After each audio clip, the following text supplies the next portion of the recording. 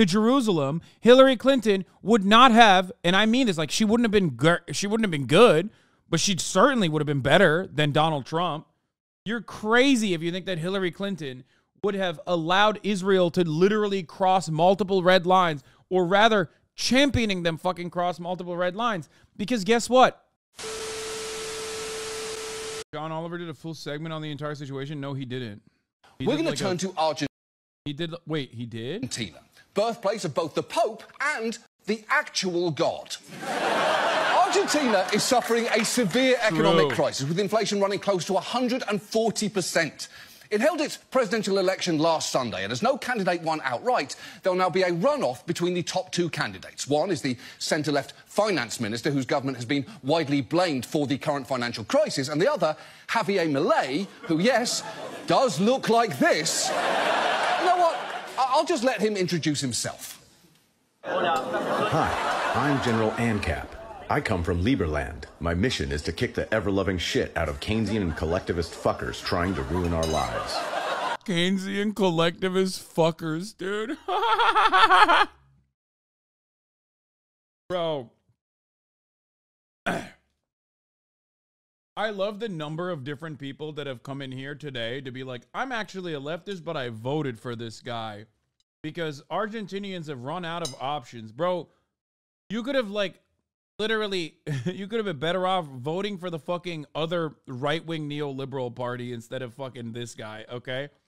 Even if you didn't want to vote for the Peronist.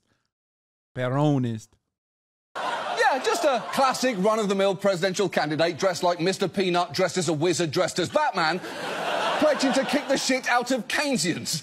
If I had one note for that superhero, though, it's that John Maynard Keynes probably isn't the most compelling super nemesis. Few economists are. There is a reason that the Avengers fought Thanos and not Alan Greenspan. But Milei is a lot. General ANCAP is presumably a reference to his political philosophy of anarcho-capitalism, a strand of libertarianism that seeks to abolish the state in favour of unfettered free markets. And he campaigned on heavy cuts, suggesting slashing public spending by 15% of GDP. And he also has a controversial plan to swap the country's currency for the US dollar, has said he wants to blow up the central bank, and has even smashed models of it in one of his videos, and also in piñata form on TV. He's also symbolised his desire to slash the government by waving chainsaws around in public, an image his supporters have run with, wearing chainsaw masks to vote for him, and even while doing interviews. The fight continues for Javier Milei, far-right populist who wants to see spending slashed. The chainsaw has become a symbol of this pledge. Milei is something different that hasn't been tested before. OK. That's not even true! That's the problem. Half of these dumb motherfuckers are like, oh, they haven't tried doing austerity before. They have. You have. Everyone has tried the thing that you're talking about. It's so bad that the IMF is like, maybe we shouldn't do that anymore.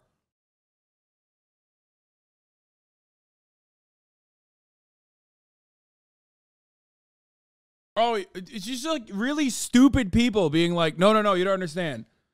Are the problems social safety nets or whatever, like marginal social safety nets that exist?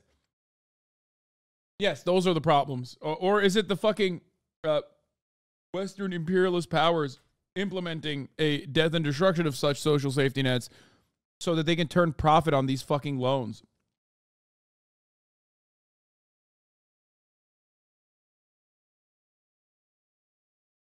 Yeah, give austerity a chance. Every government since the 70s, it just doesn't make any sense to just be like, yeah, dude, we gotta do it even harder.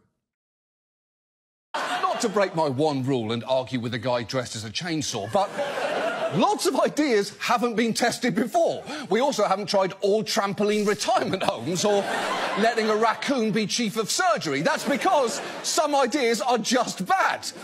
And I would argue that maybe giving control of the third largest economy in Latin America to a guy who looks like he was escorted out of a Comic-Con panel for asking Scarlett Johansson too many questions might well be one of them. And it's not just his costumes and props that are colourful. Take this talk show interview where he goes into more detail about his sex life than you are possibly expecting. In Tantra, less than 45 minutes is considered premature ejaculation. Less than how much? 45 minutes. Each man has his own dynamic. In my particular case, I ejaculate once every 3 months. That's incredible. Is it incredible? I think it might actually be extremely credible. Because I completely believe that the guy we saw screaming at dead economists, smashing miniature banks on TV, and waving a chainsaw in the streets may be a little, and I'm sorry for saying this, backed up. And then there is Milei's obsession with his dogs. He's happily posed for glamour photos with them and held up a portrait gifted by one of his supporters. Just watch as this interview on a talk show gets totally derailed when he sees a photo of his dog, Conan. You don't need to know what is being said here. I promise you will pick up the gist of it. Que vos aún a pesar de la adversidad puedas aprender. ¿Por qué no puedes ser un buen padre? Porque por el ejemplo de Conan. Sí, este es Conan. Por el ejemplo de tu hijo, alguna vez te escuché, creo que fue el programa. Este es Conan. Creo que fue el programa de Andy, con esos creo, si no corregime. Okay, that is pretty likable. Yeah, it's likable until you realize his dog died and that he fucking cloned it 5 times and also still believes he talks to his dog, Conan, that he's talking about here, that apparently offers him information on what to do with the economy. He also personally believes that he met the dog 2,000 years ago when he was a gladiator. He just got distracted by his own dog the way dogs get distracted by any squirrel. It's honestly hard for me to criticise that because that's also how I respond if I ever see a picture of, you know, it's Conan. It's Conan. The point is, we all love things to the extent that they completely distract us whenever they happen to appear. It's Conan. It's Conan. What I'm saying is, it is understandable that Milei... I apologize. Someone is telling me in the chat that I have misinformed you. He has not cloned his dog 5 times. He's cloned his dog 7 times. I thought it was 5. Someone in the chat is saying, bro, that one true. It was fake news from the left fucks of your country. The shy crybaby.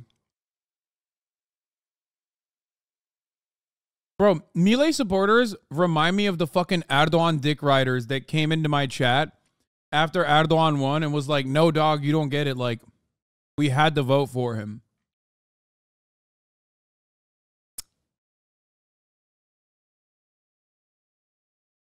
Yo, the Kyle Rittenhouse Cultural Center for American Nazism popped off with the Milei celebrations.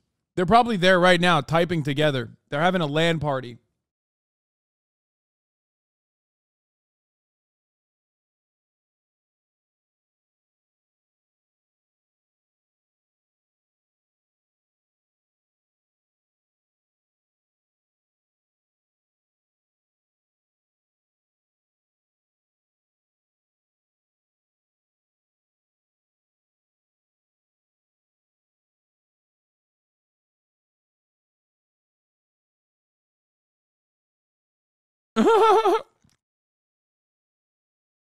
Bro, what is happening? Is there like a place where people are getting their talking points? I don't like him, but it was the better option for us. Everybody said that so far.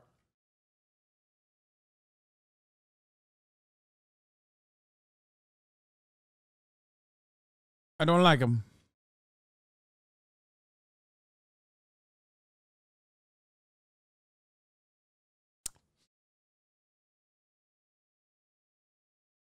It was not even the lesser of 2 evils. It's just pure copium. Struggle to pay attention considering what was being put... It's Conan! Conan! Quit staring at me, John. What? I'm not a piece of meat. Oh, no, of course not. No, I'm sorry, Conan. I truly apologise. Anyway, like I said, the things we love can be distracting. So it is clear Milei loves his dogs, but you should... It seems like different countries are going through their let's give this right-wing dumb fuck a chance arc at different paces. Brazil just got done with theirs. Argentina's only starting up. And America's thinking of giving it a second chance. Well, to be fair, America always is a right-wing dumb fuck. It's just like right-wing dumb fuck, but kind of gay, or right-wing dumb fuck who wants to kill the gay. That's the options that we have. Okay, to be fair, Trump is way gayer than Joe Biden, but I mean like policy-wise. You should know, while I've been saying dogs, I really should have just said dog, because all of them are genetic copies of his one former dog, Conan, and the story gets even weirder, because he calls his clone dogs, of which there are at least 4, the best strategists in the world, and according to one biographer, trusts them to a genuine fault. The dogs he has now are divided into a sort of cabinet. He also believes that Conan, the dog that died, has reincarnated in one of the clones. That dog helps him, and I quote, with the general strategy. Then Murray advises him in economics, and Lucas is the one that helps him see the future and learn from his mistakes. It's almost like an official cabinet. Okay, at this point, I feel... All right, Argentinians are white, dog. I take it 100%. They did it. Finally. This man is a white woman. This is straight Caucasian activity. This is literally the whitest you can get. And I say this as someone who loves my fur child, okay? This is like astrology mixed with fucking dog loving. I mean, straight up. He says he's an empath too. He's got like tantric sex stuff. He is literally, yep, that's it. That's it. All of the immigration that occurred into Argentina, guess what? You guys, they were right. This is the whitest Latin American country. Straight up. I need to tell you, we didn't invent this man for this show. I get how an anarcho-capitalist, chainsaw-brandishing, dog-cloning presidential candidate who looks like a waterlogged Billy Joe Armstrong and sees his dogs as some sort of clairvoyant reincarnated force functioning as a political cabinet could seem like he was tailor-made in a lab specifically for this show. But he wasn't. His dogs were, but he wasn't. This is a distressingly real person. And while there is something very funny about a politician who workshops his ideas with his Ford dog, it gets less fun when you see what those ideas are, because he's called for expanding gun ownership and outlawing abortion, referred to global warming as a socialist lie, has called Trump one of... Man, how can you talk about Argentina? We are suffering from 140% inflation. We can't rent a place for a living. The other candidate was far worse. Just Google the other candidate. No, I got it, man. You're right. This guy definitely is going to get a hold of inflation by blowing up the central bank. No, you'll see. You'll see. Hey, Argentinians in the chat who are like, we did lesser evil voting. Have fun. Upcoming years are not going to be even better for you. They will, as a matter of fact, be much, much worse for you, okay? Give it a fucking year or two, and you'll see just how bad things actually could be, okay?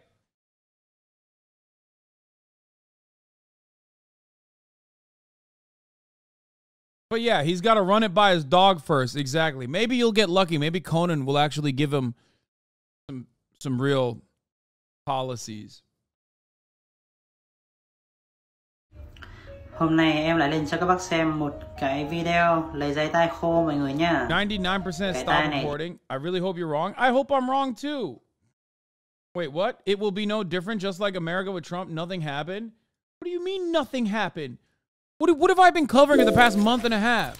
Do you think that what is going on in Israel right now with its ethnic cleansing, unhinged, unshackled ethnic cleansing campaign is not a direct consequence of Donald Trump's Abraham Accords and his push to move the embassy to Jerusalem, full-blown recognition that Jerusalem is Israeli territory rather than the occupied state that it's currently supposed to be in according to international law? Do you think that that didn't cause the far-right Benjamin Netanyahu government to like get even more unhinged? Which, by the way, Donald Trump did all of that, and you know who else fucking followed through on those policies? Joseph Robinette Brandon. The idea that, like, You think Trump actually decided to do that? Yes, I do. I do think that. Not Trump personally, but Trump's cabinet did decide to do that. Yes, there's a difference between Barack Obama, for example, who gave $38 billion to Israel, but at the very least did the fucking Iran denuclearization deal, versus Donald Trump, who threw the Iran denuclearization deal in the trash and then added more fucking sanctions onto Iran, literally crippling any kind of like good faith negotiations we could ever have with Iran, destroyed the fucking Cuban normalization agreements. Like the idea, and then killed fucking Qasem Soleimani, like assassinated him. The idea that like Donald Trump's foreign policy and Brandon's foreign policy are identical is certainly, and in many different respects, the foreign policy is always aligned.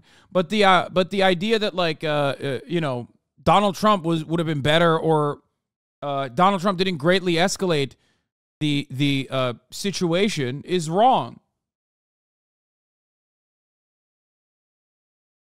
He did. The problem is Democrats do not actually fucking turn around and rein it back in. The same would have been done under Clinton. Continue with Biden. Trump is not special is all I'm saying.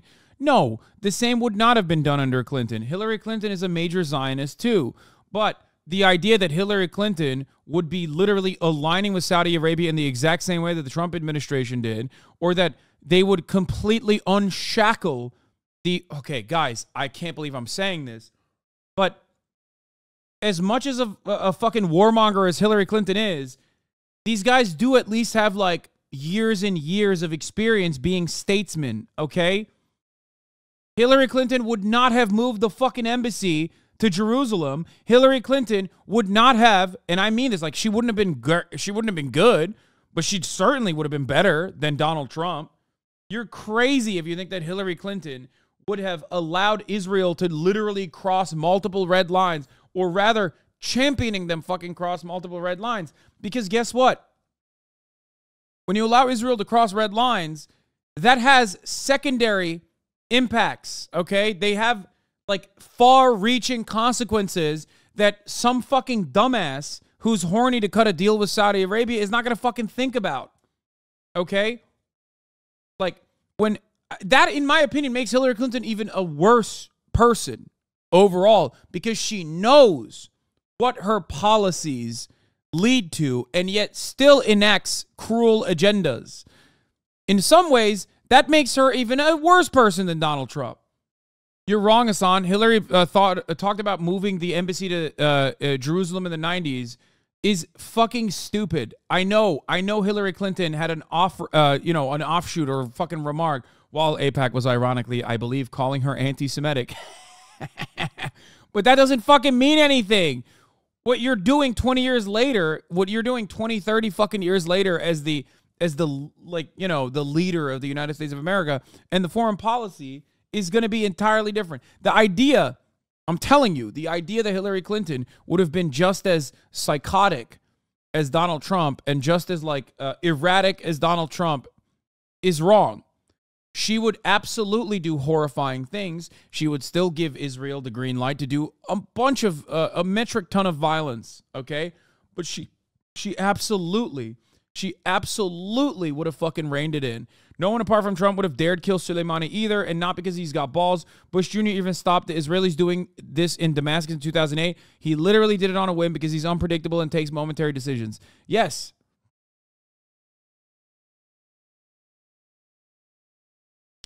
Because Donald Trump's impact, Donald Trump's foreign policy in some respects, okay, and this is before we get to the two Supreme Court justices, but what you have to remember is, like, while we do have a one-party system, especially when it comes to foreign policy, there are still more reasonable people that will not allow a psychopathic far-right ethno-state from engaging in actions that will, three, not two, you're right, engage in actions that will end up harming America's foreign policy interests in the region. There is a major difference here. There is a major difference here. You have to understand. One party wants at least stability and security assurances. Overall, those security assurances in the foreign policy revolves around letting Israel kill as many Palestinians as possible, but within a permissible framework where you can at least still continue justifying it to the international community to a certain degree. The other party lets loose, and then the Biden administration that follows afterwards also continues along with the same exact agenda that the Trump administration left behind without changing it at all, without changing course at all. Permissible framework? Yes, there's a framework of permissibility, okay? A number of Palestinians that you can kill, without the entire global population rising up, whether it be all of the other Muslim nations and their citizens fucking freaking out over it for understandable reasons, or even the Western world who start feeling like it's kind of gross.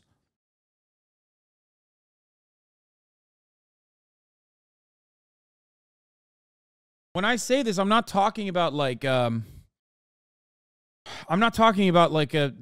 is the appropriate number of dead Palestinians? Like, that's a real thing. That's a real number. No, I think the number is 0. It should be 0. Okay?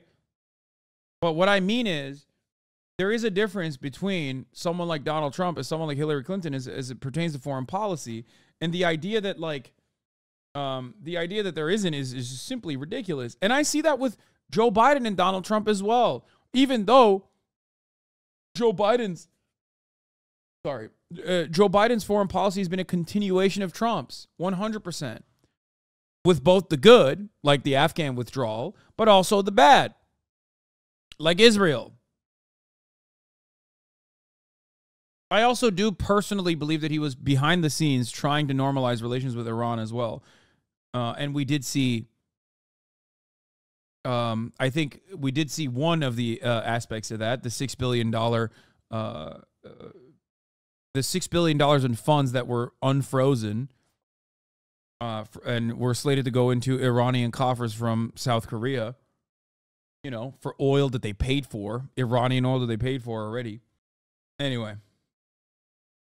Let's continue. One of the best presidents in the history of the United States, and described the Pope as an embarrassing communist, a piece of shit, and a potato. I know we weren't expecting the man with a bunch of clone dogs and a once-per-quarter jizz schedule to have good opinions, but those are strikingly bad.